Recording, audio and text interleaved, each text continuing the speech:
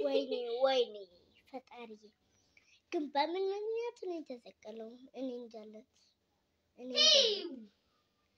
ግን እግዚአብሔር እኮ ምንም ሳያጠፋ ነው የተሰቀለው። ምንም አጠፋ አንድች ነገርም አላጠፋ። ለምን ተሰቀለ የሚለውን እንመልስ። ለምን ተሰቀለ? ምንም አላጠፋም። ለዛ ስለሆነ ያው ወንበዴዎቹ በግራ በኩል ያለው እንዳለው እንደዚህ ነው። አንተ ኢየሱስ እና የኢየሱስ ልጅ ከሆንክ ራስን አድንና እኛን አድን አለ። እሺ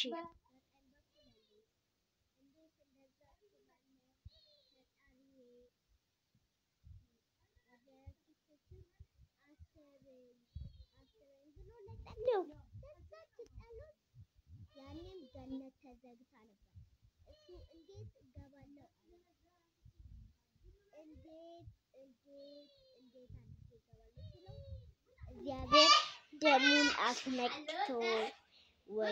ደሙን አስነክቶ እያለብሱን ይሄ ምልክት ነው ያስገቡካል።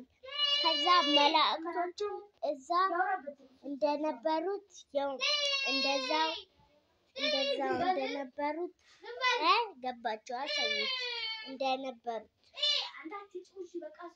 ያ የአንደኛ ገነት የገባው ወንበዴ እኛ እሱ ጥፋት ሳያጠፋ ነው።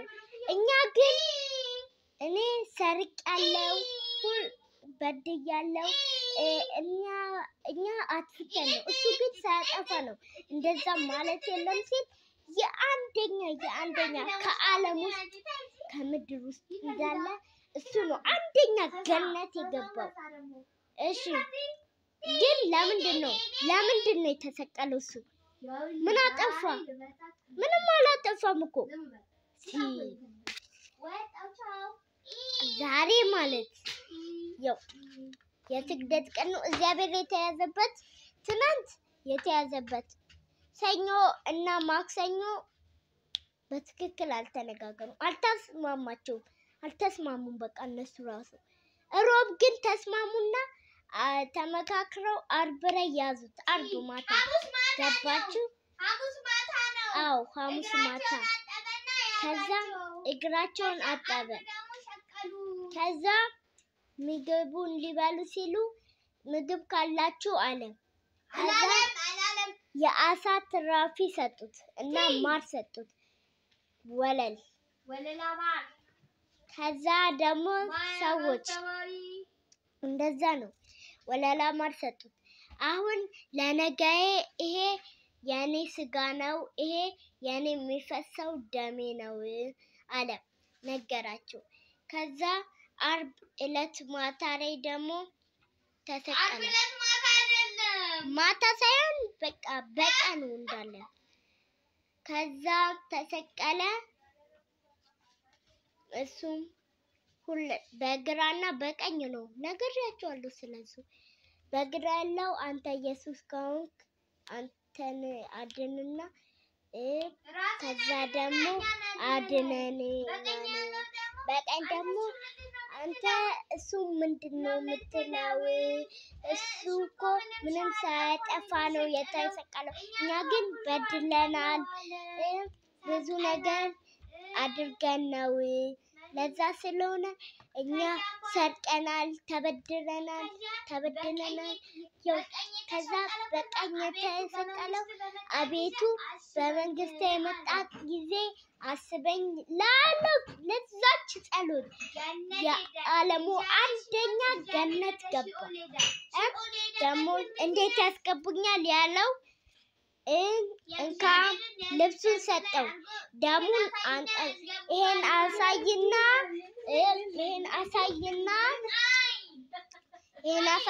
ትገባለህ። ከዛ የዓለማችን አንደኛ እሱ ነው ገነት የገባው።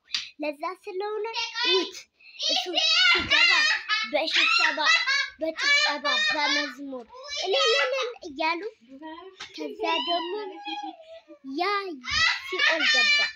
እሺ እንደዛ ነበር። ደግሞ ቤተክርስቲያን ሽቶ የምትቀባው መግደላዊትና ማርያም የእግዚአብሔር መቃብር ላይ ሽቶ ስለቀቡ ነው። እሺ ገባችሁ ሰዎች? እሱ እሳት እየሞቀ ተመካክረው ያዙት። እግዚአብሔር ግን ምንም ማድረግ አይችልም። እነሱን ማጥፋት ይችላል። በአፍንጫቸው እፍ ሲል ነው የፈጠረው። በአፋው ሀ ሲል ራሱ ሊያጠፋቸው ይችላል። እግዚአብሔር የፈለገውን ዓለማን ማጥፋት ይችላል። ለዛ ስለሆነ ኃጢአት አትስሩ፣ አትስረቁ። በ10ቱን ትእዛዝ ታከብራላችሁ። ገባችሁ? ለዛ ስለሆነ ማክበር አለባችሁ። አትስረቁ፣ በከንቱ እግዚአብሔርን ስም አትጥሩ። እግዚአብሔር ግን በጣም ነው ያው አንደኛው ተአምረኛው ያው ፀሐይ ራቁቱ እንዳይታይ ጠለቀች፣ ከዋክብትም ረገፉ። እኛ ደግሞ እድለኛ ነን። እግዚአብሔር ማርያምን እንኩ ብሎ ሰጠን። ሁለተኛው ነው። ከዛ ደግሞ እግዚአብሔር እንደዛው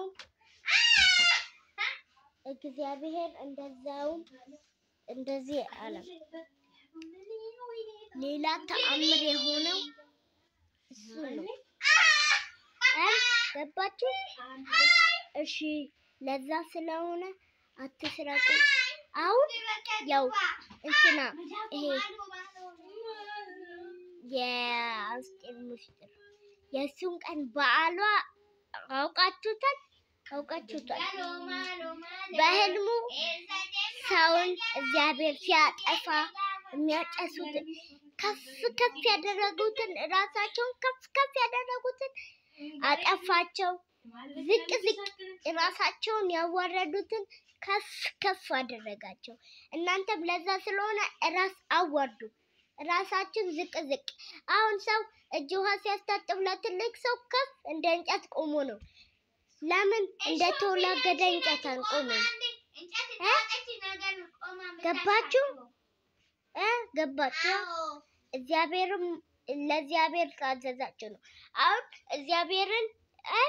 እግዚአብሔር ጠብታ ውሃ ቀዝቃዛ ብታጠጡኝም እኔ ለእናንተ አብዝቼ ነው የምሰጣችሁ። አሁን አንድ ብር ለአንድ ሰው ብትሰጡ እግዚአብሔር ሊሆን ይችላል። ለአንድ ነገር ብትሰጡ እግዚአብሔር አብዝቶ ይጨምራል። እሺ ለዛ ስለሆነ ሰዎች ሰውን አትጥሉ፣ እግዚአብሔርን አትጥሉ። እሺ እንደነ ይሁዳ አትጥሉ። ገባችሁ? እግዚአብሔር ግን እኮ ምንም ጥፋት የለበትም። ምንም ጥፋት ያው ዝም ብሎ ሰዎቹ ይሰቀል ድምጻቸው እየጨመረ ሲመጣ ይሰቀል አለ ጲላጦስ። ከዛ ተሰቀለ። ሲሰቀል ሁሉም ደስ አላቸው። ወንበዴው ይፈታ አሉ።